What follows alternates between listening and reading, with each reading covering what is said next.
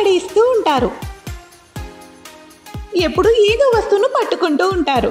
ఆ వస్తువులతో పాటు మరెన్నో జెమ్స్, బ్యాక్టీరియా, దుమ్ము, మట్టి, ఫంగస్, ఇంకా ఇలా ఎన్నో. కానీ ఇప్పుడు కాదు, మనకి ఉంది ఫ్రెష్ టచ్ ఫ్లోర్ క్లీనర్. దీంట్లో ఉన్న ఫార్ములా అన్ని రకాల బ్యాక్టీరియాలను, ఫంగస్ను తొలగిస్తుంది మరియు మీ ఫ్లోర్ని ఉంచుతుంది 99.99% పరిశుభ్రంగా. కేవలం 3 మూతల ఫ్లోర్ క్లీనర్ని బకెట్ నీళ్ళల్లో కలిపేయండి. శుభ్రంగా మీ గదిని తుడిచేయండి. ఇప్పుడు అయింది మీ ఇల్లు సురక్షితంగా మరియు పరిశుభ్రంగా.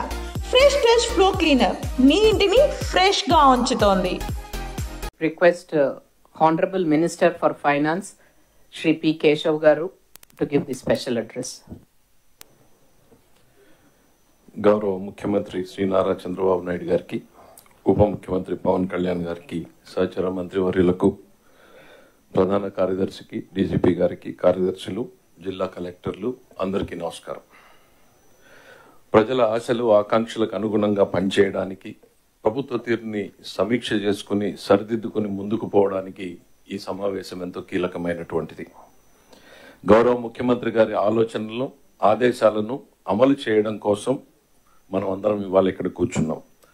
Senior bureaucrats, front line leaders and all the elected representatives, we all have one thing in common: to achieve the goal of the Chief Minister. We have to resolve ourselves to translate our shared vision into tangible outcomes. ముఖ్యమంత్రి గారితో నా ప్రయాణం 1994 November, అంటే దాదాపు ఈ రోజుకి 30 సంవత్సరాల క్రితం ప్రారంభమైంది. 7 ఎన్నికలు చూశాను. మొదటి సంవత్సరంలో 95లో ముఖ్యమంత్రి గారు ఎంత తపనతో, ఆరాటంతో పనిచేశారు. 30 సంవత్సరాల తర్వాత అంతకు మించి రెట్టించినటువంటి తపన, ఆరాటం ఇవాళ ఆయనలో చూస్తున్నాం. స్పష్టమైనటువంటి మార్పును గమనిస్తున్నాను. నిత్యం ఆయన వెనకాల నడిచినటువంటి వ్యక్తిగా, ఆయన ఆలోచనలకు అనుగుణంగా పనిచేసినటువంటి వ్యక్తిగా నాకు ఆయనలో ఒక స్పష్టమైన మార్పు కనపడతా ఉంది. ఈ మిగిలినటువంటి జీవితం ప్రజల కోసమే అన్నటువంటి ఒక ప్రధానమైనటువంటి లక్ష్యంతో ప్రతి నిర్ణయంలోనూ ఒక మానవత్వ కోణం ఉండాలి అనే రకంగా ఆయన చేస్తున్నటువంటి ఆలోచన, ఆయన పడుతున్నటువంటి తపన నిజంగా మనందరికి కూడా మార్గదర్శకం కావాలని చెప్పి నేను కోరుకుంటూ ఉన్నా. ఇది సుదీర్ఘ ఉపన్యాసానికి టైం కాదు. Briefly I want to tell what is the state of affairs today. ముఖ్యమంత్రిగా చంద్రబాబు నాయుడు గారు ప్రమాణ స్వీకారం చేసిన రోజున ఆయనకు వారసత్వంగా వచ్చింది ఏంటో మీరు అందరూ కూడా చూశారు. 10 లక్షల కోట్ల రూపాయల అప్పు. అప్పుని తీర్చడానికి అప్పు తేవాల్సినటువంటి పరిస్థితి, అప్పు మీద వడ్డీ చెల్లించడానికి అప్పు చేయాల్సినటువంటి పరిస్థితి. గత సంవత్సరంలో రాష్ట్ర ఆదాయంలో 99% కేవలం జీతభత్యాలకు, పెన్షన్లకు మాత్రమే సరిపోయింది. అంటే ప్రభుత్వ ఇతర అవసరాలు, ఆల్ అదర్ కమిటెడ్ ఎక్స్పెండిచర్ లేకుండానే కేవలం స్టేట్ రెవెన్యూస్ మొత్తం శాలరీస్కి సరిపోయింది. అంతకు ముందు సంవత్సరాన్ని చూస్తే 107% ఆఫ్ ది శాలరీస్ ఎక్స్పెండిచర్, అంటే శాలరీస్ చెల్లించడానికి కూడా అప్పులు చేయాల్సినటువంటి పరిస్థితి 2 సంవత్సరాల క్రితం ఉన్నటువంటి పరిస్థితి.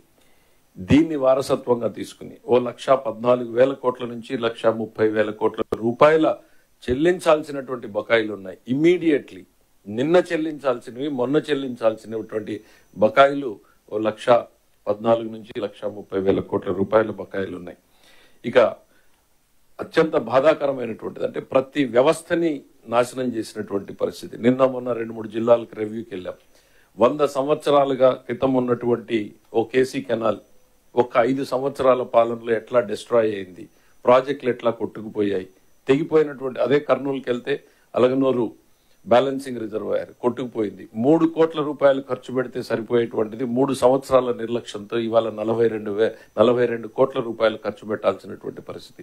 ప్రతి జిల్లాలోనూ, ప్రతి వ్యవస్థలోనూ ఇంతకన్నా దారుణమైనటువంటి పరిస్థితులు మనం అందరం కూడా చూస్తున్నాం. ఇది వారసత్వంగా చంద్రబాబు నాయుడు గారికి వచ్చినటువంటివి. ఒకవైపు రాష్ట్రంలో అప్పులు, మరోవైపు ఆగిపోయినటువంటి ప్రాజెక్టులు, అడుగుపడినటువంటి ముందుకు సాగినటువంటి పనులు, ప్రజల ఆశలు, ఆకాంక్షలు, వేరొకరి వల్ల సాధ్యం కానటువంటి పరిస్థితుల్లో మామూలు వ్యక్తికైతే నిద్ర లేనటువంటి రాత్రులు గడిపేటువంటి వ్యక్తి, ఒక ఆర్థిక శాఖ మంత్రిగా నేను చెప్తా ఉన్నా, ఇవాళ ఈ స్థాయికి రావడంలో ముఖ్యమంత్రి గారితో పనిచేయడం సుదీర్ఘం. నేను కూడా, ఎందుకంటే చాలా మంది యంగ్ ఆఫీసర్స్ ఉన్నారు. I just want to share my thought. what you will learn from him, what they don't teach you in Harvard, what they don't teach you in Stanford, what they don't teach you in IIMs, what they don't teach you in IITs. Just follow his footprints, just follow his thought process, just observe him, see him. It's a rare opportunity you all have to work under an inspiring leader like Chandrababu Naidu, who has shaped the destiny of this state in 1990s, who has shaped the destiny of the combined Andhra Pradesh in 90s, which has translated into a global city. And here again is on a mission to transform this state into a global economy. Let us just blindly follow his footprints. ఆయన ఇచ్చే ఆలోచనల్ని ఆదేశాలని కళ్ళు మూసుకుని అమలు చేద్దాం. ఈ రాష్ట్రాన్ని మళ్లీ పరుగులు పెట్టించే దిశగా ముందుకు తీసుకెళ్దాం అనేటువంటిది నేను చెప్తాను. ఎన్నోసార్లు చెప్పాను, మీరు 10 యూనివర్సిటీల్లో నేర్చుకోలేనటువంటిది ఒక్క చంద్రబాబు నాయుడు గారి వద్ద మీరు నేర్చుకోగలరు. It's an opportunity to grow yourself in life.